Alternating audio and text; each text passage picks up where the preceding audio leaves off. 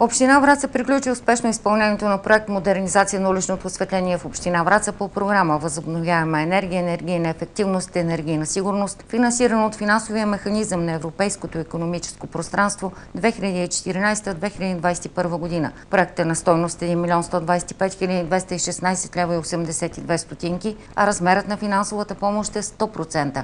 Обновеният участък във Враца обхваща основните пътни артерии, по които се движи масовият градски транспорт и всеки жител поне поведнъж на ден.